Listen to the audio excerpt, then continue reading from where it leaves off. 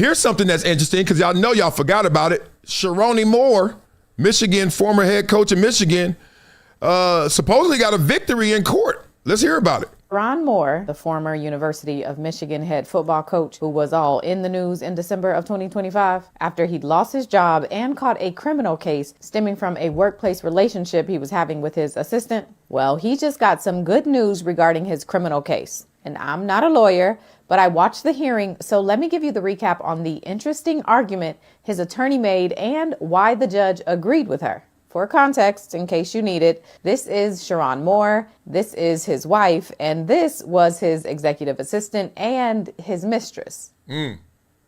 According to reports, the University of Michigan had previously investigated if Sherrone and his assistant Paige Shiver were having a relationship, but both of them denied it at the time. And then on Monday, December 8th, Paige allegedly broke up with Sherrone, and then she and her civil attorney, a woman named Heidi Sharp, went to the school's head attorney to admit this relationship. 2 days later, Sherrone was fired for violating university policy by engaging in an inappropriate relationship with a staff member.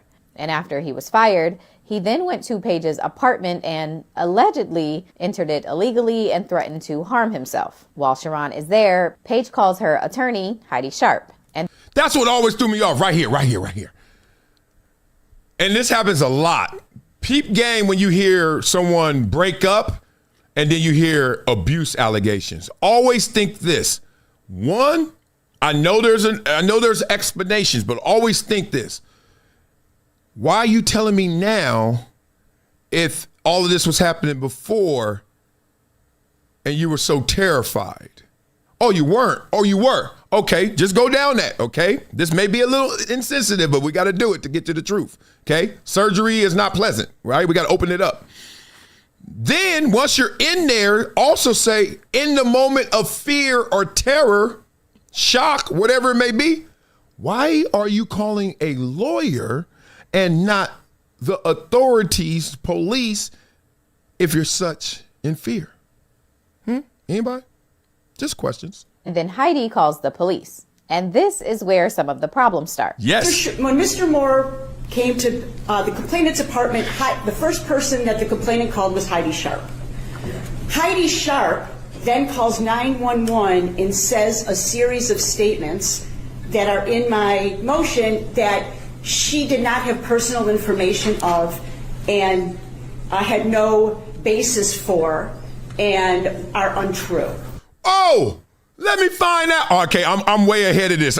This is my problem. Don't go to the movies with me. I ain't gonna say nothing, but I'm gonna be acting like this, like, oh, I know what's about to happen. Yo, let me find out that the lawyer and the mistress was like, yo, here's the plan, here's the script. In case he comes, or we know he's going to come, whatever it may be, hit me, and then I will make the call to color the situation, to already paint the situation. But I'm in fear. I'm in terror. This guy has a knife, right? He just jumped in and broke into the apartment. You explained all of this? Ooh, are we going there? Mr. Moore had a long history of domestic violence against Shiver. Okay. Shiver herself never made those statements. She never gave that information. There is no record of any of that. There is no documentation of any of that. There is no criminal history. There's nothing to support that statement made by Heidi Sharp. Oh, yo, this is deep. So peep game. All right, let's go all the way there. We playing surgery. Let's go. They go and tell the head lawyer of the campus, Michigan, the institution, hey, they did have a relationship. Y'all right. All this time we've been lying. You're right. Okay, thank you. We fire him. Now, this dude goes to her house. Whether he broke in or not, I don't even know that now. That's in question. Because look, if you've been messing with her for how long, you probably got a key. I don't know. Point is, you got in the house. We'll figure that out later. Then you get in the house and immediately she calls the lawyer. But her is just like, you're right. Do it. Detonate. And then all of this stuff about him doing this and this and that. What if he just went over there, opened the door? Really? Really? Why didn't you just tell me look, I broke up with you and you probably found out that I was like, I'd rather get her removed from the department than lose my job and all this stuff. But really, why'd you out it? Like, there's could have been a way better golden parachute for you and me than me now fired and then you exposed as the mistress. Who wins in that?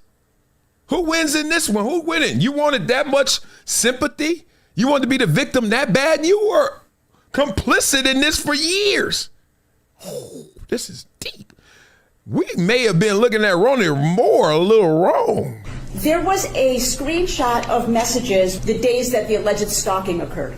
It starts, can you have Dave write a statement? Okay. What is the latest you can get me out? I called him. And then on the day of the incident, it says, can you call me when you get a chance?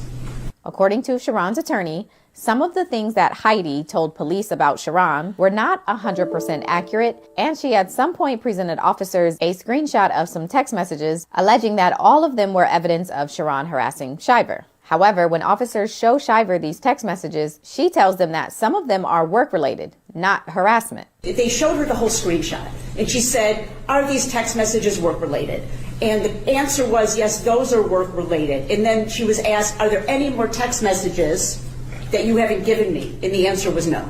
And so, even though the officer is now aware that not all of the communications between Sherrone and Shiver were harassment, the officer still included all of them, plus the statements made by Heidi and a reference to 12 unanswered phone calls when she goes to get a judge to sign off on the arrest warrant. And in addition to all of that, and this part is key, the officer did not tell the judge that there was a work relationship between Sherrone and Paige. And that's important because the appellate court in Michigan previously ruled that when considering charges of stalking, knowing the relationship between the stalker and the stalkee is important. Here's how Sherrone's attorney explained the ruling from the appellate court.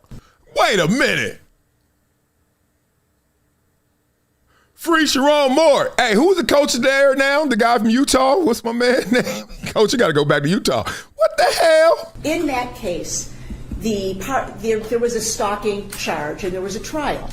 At trial, the evidence presented that the alleged victim was a probation agent and that the alleged defendant was a probationer. The probationer contacted his probation agent many, many, many times, to the point where the probationer said, please stop contacting me. The probation agent felt harassed. She had her stalking charges filed. At a bench trial, there was a finding of guilty. On appeal, the appellate court stated that the relationship between the probationer and the probation agent is relevant. It's relevant because what it shows is that contact between the two parties had a legitimate purpose. The contact was for the probationer to notify his probation agent of certain things. What the court said was that when looking at the reasonable person standard of whether somebody feels harassed, you have to look at whether a reasonable person in that position feels harassed, which gets us to what happened in this case. Man, framing is a mother sucker. And because it starts off with bias, like framing is pervasive and it will continue to occur. Look, I understand there are people who are guilty, straight up. I watch court TV all the time, straight up guilty. But boy, do we have an issue with people who are just framing things because they're like, this will work. Oh, poor damsel in distress, me. Poor me, mistress, executive assistant. Poor me, power dynamic. Poor me, head coach. Poor me. We can get into the race stuff. Oh, brother, big old brother. Poor me.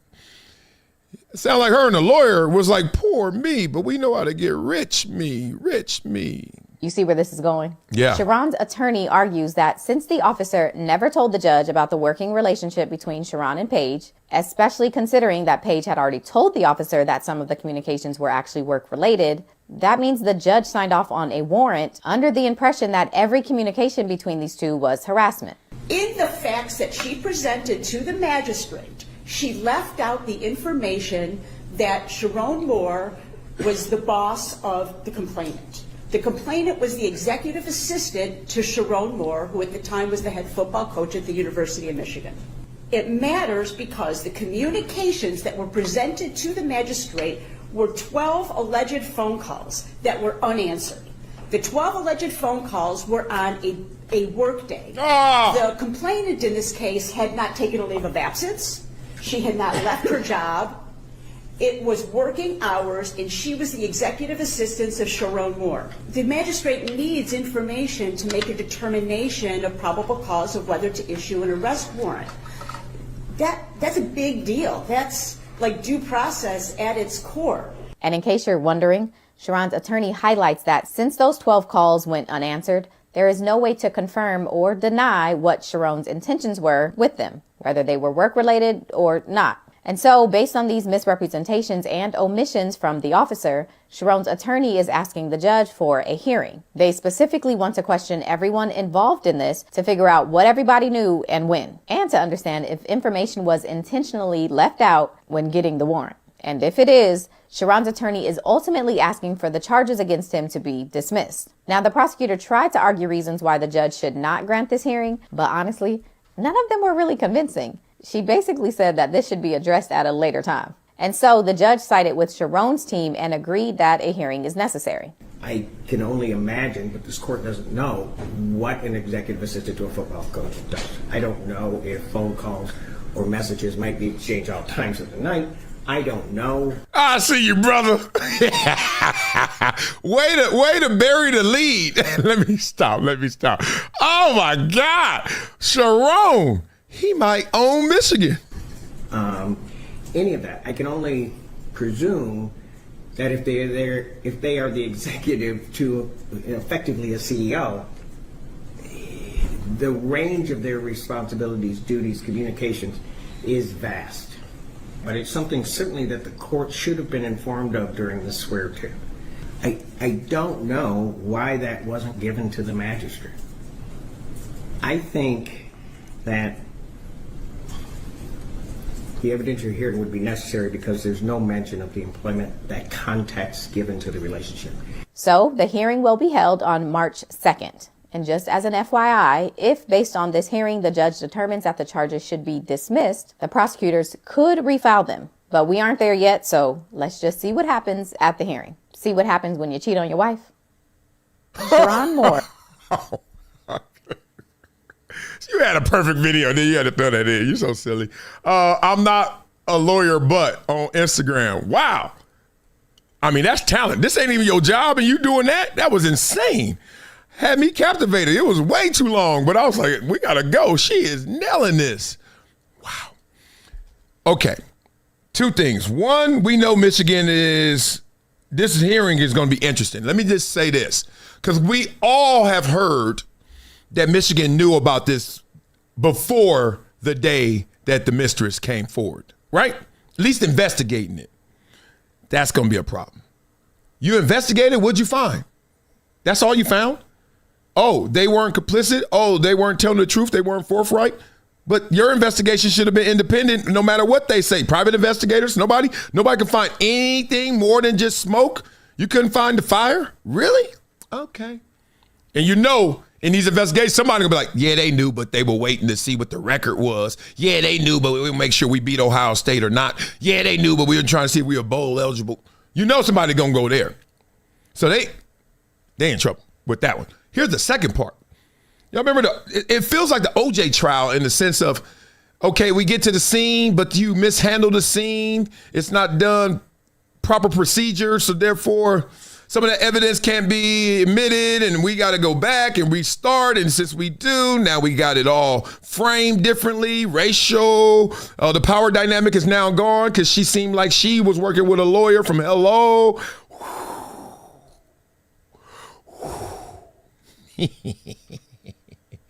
Boy, I love this show. This show crazy, man. We be finding out stuff. You ain't gonna find this out nowhere else. What's good, fam? It's your boy, Marcellus Wiley. And I got to talk to you about something that's been a game changer for me. Y'all know I've been on the comeback trail after my hip surgery. And let me tell you, Getting back to 100% ain't easy. I've been looking for anything to give me that edge, to help me bounce back stronger, faster. And that's where VINIA's new blood flow hydration product comes in. Oh, this ain't just another supplement, people. This is about optimizing your body from the inside out. Since I started taking VINIA blood flow hydration, I'm feeling a big difference in my physical therapy sessions and my energy levels. And for anyone out there, or just looking to elevate your daily well-being, this is it. So head over to my link in my bio, check out VINIA blood flow hydration, and start your own comeback story. Trust me, your body will thank you. It's been a decade plus that I knew that this day was going to come. Oh, this is not hyperbole here. Because I believe the purpose.